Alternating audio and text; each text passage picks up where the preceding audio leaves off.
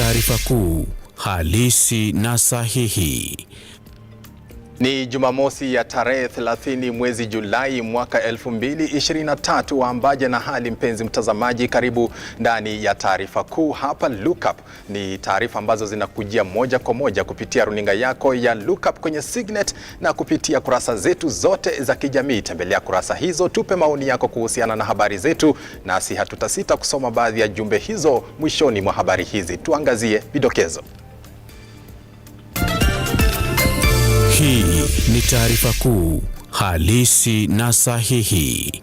Kwenye taarifa kuu mchana wa leo, all police officers from the top to the bottom to be people of integrity and to be people that we can use to support the president in this war against corruption. Mkuu wa utumishi wa umma Felix Koskei awarai maafisa wa polisi kuzingatia uadilifu kazini. Poro ni one of the wards ambayo iko under gazetted disturbed areas.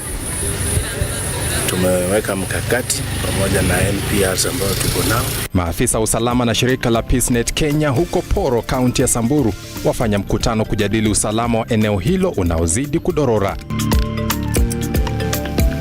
The Poro schools are really affected, and most of the head of institutions, that is the teachers and the principals, have not received the money. Na katibu mtendaji wa chama cha kitaifa cha walimu nchini NAT tawi la Bondo, George Ajwang, asema amepata malalamishi kutoka kwa shule nyingi ambazo bado hazijapokea marupurupu yao na kuomba Wizara ya Elimu kuwajibika vilivyo. Hii ni taarifa kuu, halisi na sahihi. Jina langu ni Henry Tende, hujambo na karibu. Mkuu wa utumishi wa umma Felix Koskei amekariri idara ya polisi ni nguzo muhimu katika kudumisha sheria nchini, mbali na kuhakikisha wananchi wanaishi kwa amani. Hata hivyo, ameomba idara hiyo kuwajibika na kuangamiza visa vya ufisadi ambavyo vimekithiri na ambavyo vinachafulia jina kikosi hicho. Amesema haya katika mkutano wa pamoja ulioshirikisha maafisa hao na idara yake kujadili uadilifu wa maafisa wa usalama kazini. The appreciation of the role of the police is evident in the citizens' voices whenever they face difficulties. The first reaction is call the police, wherever, whether it is an accident, whether it is theft, whether it is some people fighting. The first thing any person arriving at the scene is to say, call the police. Even things that are away from the police jurisdiction, Kenyans still say where the police, call the police. Alcohol and substance abuse is really highly compromised. Highly compromised. I don't think we can be defeated by some few elements in your jurisdiction. It's highly, highly compromised. Officers, both police and Ngao officers, who have resorted to imposing alcohol tax, and that is true. On these illicit alcohol brewers and protection fees on drug dealers, it is true. And we cannot fight on that. To be people of integrity and to be people that we can use to support the president in this war against corruption. We don't want anybody to be left out. You are unique. You can even go ahead and investigate things that are bordering on corruption. You do fraud, you investigate all that. You are a very critical anchor in this war. Despite all the challenges that we have agreed that we are not 100% in terms of salary. We are not 100% because of in the area of equipment, area of welfare, issues of housing. This corruption, if we fight it, you will see economic growth coming up. You will see investors coming in. You will see employment being generated. Your patriotism is unmatched. Nobody can pay for your patriotism. Why don't we go extra mile and fight this corruption? Whereas it might sound fashionable to operate on our own as NPS, it's critical that we embrace this multi-agency approach for us to be much more effective but also efficient in the utilization of the resources that is placed at our disposal. We can't run away from working together with these institutions. First, it's critical that we make them appreciate the challenges we face as we do our work. Corruption is a concern not only to the NPS, but also to the entire country, and there is need to sustain and accelerate the war on corruption. Police agencies and personnel must be demonstrably corruption-free and be visible anti-corruption advocates and ambassadors. Let us not allow a few indisciplined servicemen and women to drag the good name of the service in disgrace.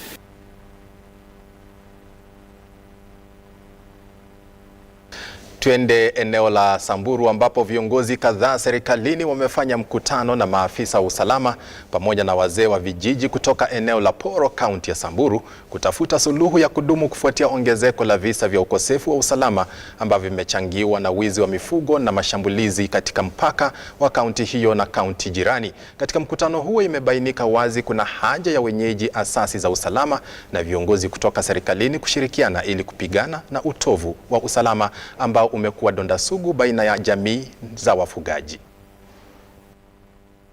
And we've agreed on, tumesema ipo haja kubwa sana ya kupasha ujumbe kwa vitego tofauti vya kiserikali kama mtu ameona jambo lolote ambalo ana suspect linaweza tatiza usalama katika jamii, na pia ni muhimu sana kila mtu katika jamii alichukulie ni jukumu lake kuhakikisha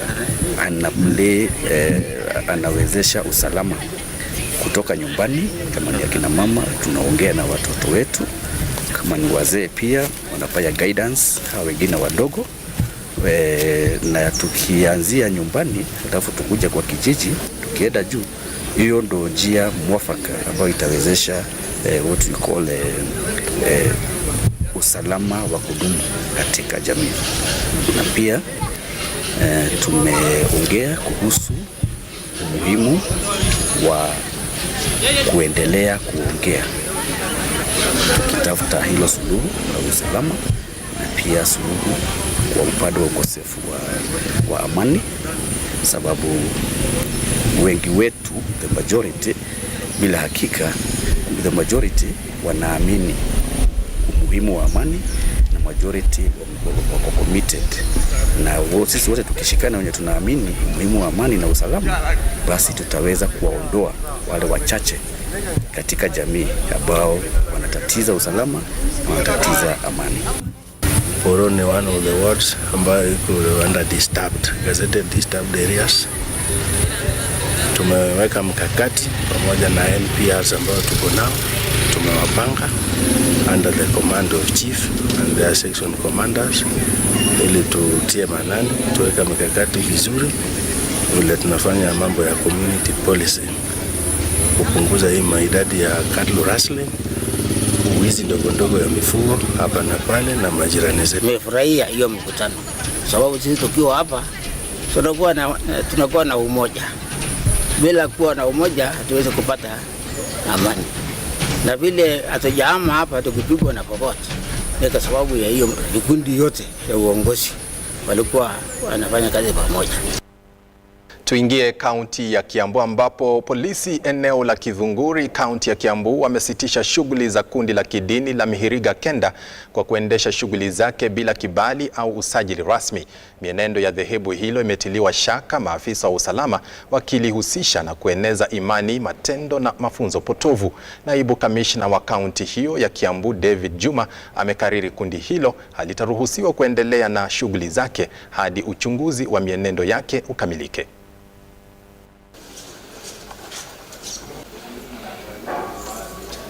Tumekuja hapa siku ya leo kwa sababu tumepokea malalamishi kutoka wananchi wa Kidhunguri wengi wakilalamika ya kwamba hii dini ya Kwandanda hii inafanya mambo ambayo hailingani na mila ya Wakikuyu na mila pia wa Kristo.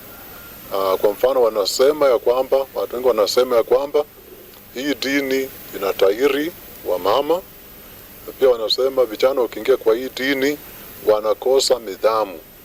Tumekuja hapa kama Sub County Security Committee kuchunguza haya madai ya wananchi, kwa sababu wanalalamika mambo yameenda kwa social media kuhusu hii ya kwa Tandai, na wakati tumefika tumepata ile license inatumika hapa ili expire 2020 ambayo iko hapa hivi, na kwa sababu ime expire 2020 kulingana na vile tunaangalia haya maneno, itabidi kwanza mambo yote ambayo yalikuwa yanatendeka hapa yakome kuanzia leo. Hakuna mikutano itakuwa hapa mpaka tuchunguze, kwa sababu kama kibali kime expire ambayo ni certificate ya kufanyia kazi kawaida imeisha muda wake, lazima iwe renewed. Tunaomba hii dini ya dhai hii tuko naye, na hiyo mambo inaelezeo hapa ya kukekeketa wanawake, hiyo sisi hatujui, na ni kitu hiyo serikali yetu ya Kenya haitaki, na sisi tuhusiani na siasa, na sisi mambo hiyo ya mafunzo ati inaambio tunalete watu kwa nguvu hapa, hiyo hapana, tukui naye. Na hapa sisi mambo ya bagi au mambo ya nini ya uhalifu, hiyo inasemwa hapa, hii tuhusiani naye. Hii imekuwa ubaya, ile iko na watu ni misingi ya kidini, ndio inaleta hii shida yote, na ndio inafanya tuwekeleo hii mambo yote. Na nikitaka hiyo usaidi ya hiyo mambo yote inasemwa iletwe, ndio tufugio hapa.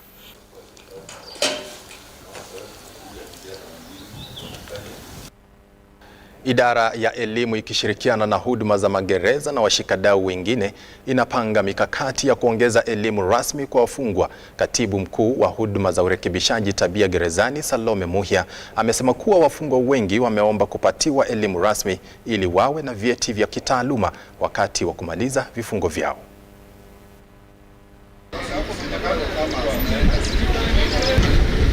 We have visited the Murang'a main prison as well as the Murang'a women. We came to see all the ongoing projects, and we came to see the state of the prisons so that we see in what ways we can intervene. Issues they have raised are issues relating to formal education. I'm very pleased that they are very keen on going back to school. It is an issue which we are actively involved in through our Department of Education. We have a very vibrant Department of Education which works in collaboration with stakeholders to increase the number of classrooms, to increase the number of teachers, to train the teachers. Last year we trained 57 teachers to equip them with CBC skills, and in some of the prisons we even have graduates, like in committee 14 of them graduated as lawyers. We are escalating here to see whether we can have more equipment in terms of computer labs, proper laboratories, and proper furniture for the classroom, so that we can see how we can help the inmates who are very keen on going back to school and finishing even up to university level, depending on their capabilities.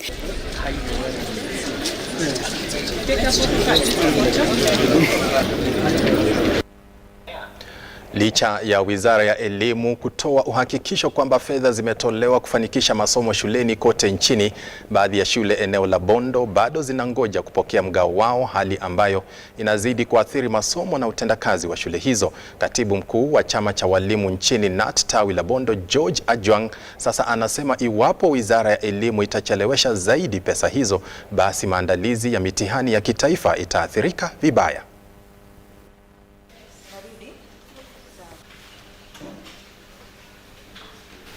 I'm taking this opportunity to at least request the government to at least give us a clear line, more particularly on the issue of for FPE, that is the funds being given to the schools.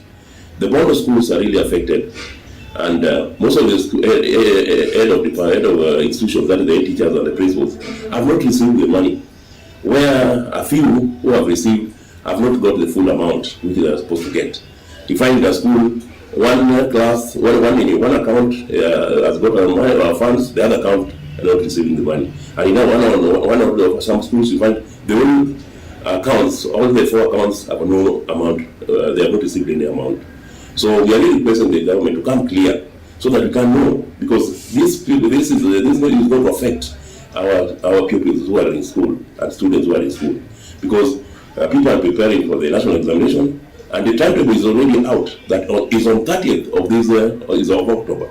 They are going to have the exams, but the preparation is not that well. We are not being prepared. The kids are not being prepared well.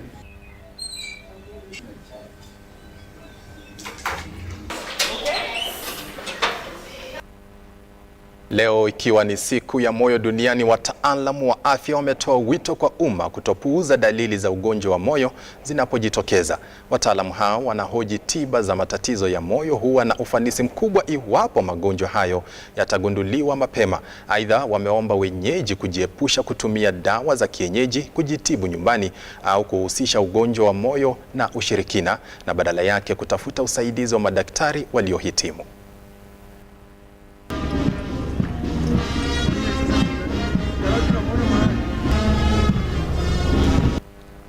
Nitawaelezea hii siku ni muhimu kwa sababu inasherekewa ulimwenguni kote. World Heart Day is an international day, na sisi kama Kenya, kikundi cha Kenya Cardiac Society, Ministry of Health at the headquarters level, huwa tunakuwa na sherehe kila mwaka ili tuweze kuwafahamisha wananchi, members of the press na kadhalika, zile steps ambazo tumekuwa tukifanya na what we intend to do mbeleni kuona kwamba tunapunguza magonjwa ya moyo. We need to change our lifestyles so that we do not engage ourselves in smoking. So today, how we want you to go knowing how to prevent this child killer called rheumatic heart disease. Kila wakati waanje kwa hospitali wapimwe ili wasipatwe na complications za heart.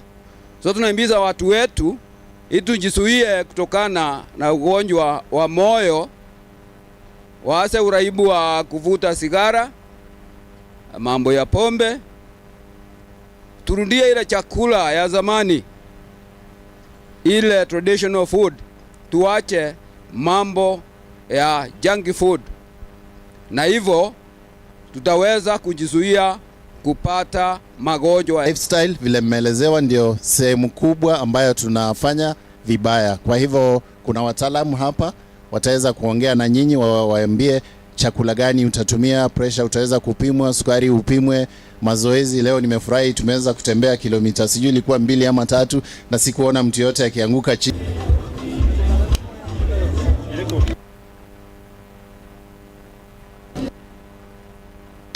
Kwa hamasisho hiyo ya maradhi ya moyo, mpenzi mtazamaji, tunafunga rasmi habari zetu mchana wa leo. Asante sana kwa kutupa muda wako kukuandalia habari hizi. Nikiondoka studioni na wakaribisha wanaspoti wetu Robert Chacha na mzee wa kazi Dantes, wanaingia na safu ya spoti, watakueleza mengi kuhusu